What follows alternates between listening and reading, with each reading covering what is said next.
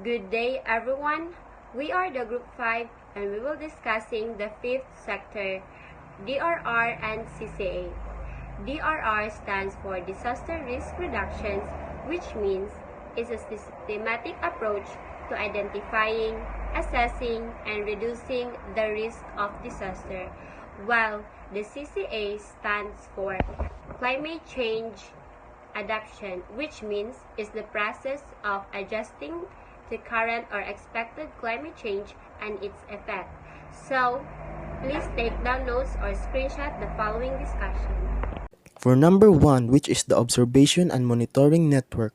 For their contribution, we thank the Observation Network and their effort made to collect high-quality and homogeneous climate series. These objectives are being achieved. Here we see an overview of the tool used, providing that in the future, more research on the climate and weather monitoring shall be performed to provide better services and reliable information for citizens and policymakers in order to better adapt to climate change and severe weather phenomena. So the second is technology development and application for monitoring. Development of instruments and data processing and analysis system, application of technologies for improved monitoring of weather, climate, geologic, and oceanographic processes. So technology development and application for monitoring is about hydrometeorological and oceanographic instruments, volcano, earthquake, tsunami, and landslide monitoring instruments, instrument testbed facilities, radar data processing technologies, lidar data processing, remote sensing data simulation system for NC2 and remotely sensed data.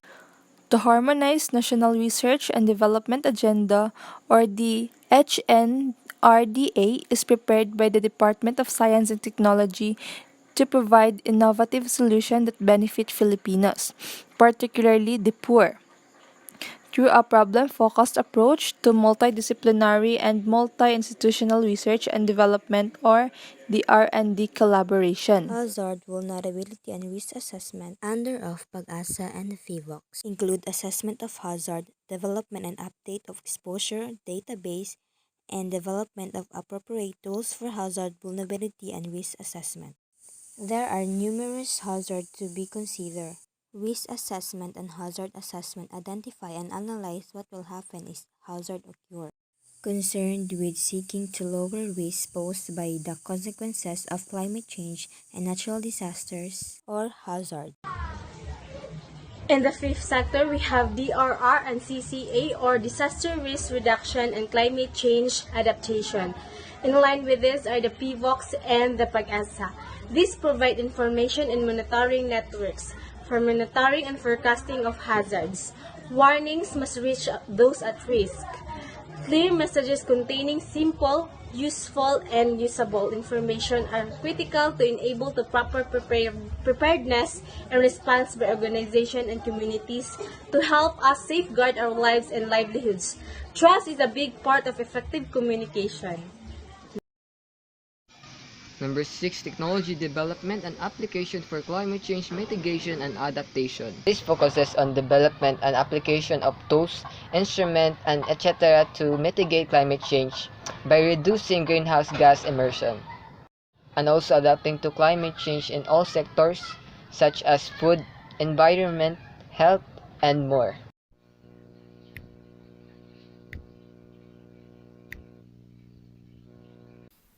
Number 7 would be the technology development and application for disaster risk management.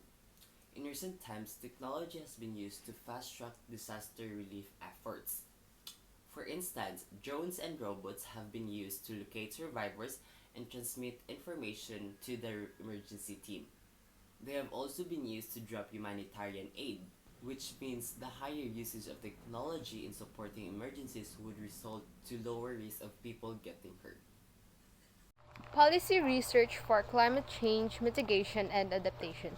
So the aim of mitigation is to tackle the causes and minimizing the possible impacts of climate change, whereas the adaptation looks at how to reduce the negative effects it has and how to take advantage of any opportunities that arise. Policy research for disaster risk and management. So the object of the national policy on disaster management are promoting culture of prevention, preparedness, and resilience at all levels through knowledge, innovation, and education, ensuring the efficient mechanism for identification, assessment, and monitoring of disaster risks.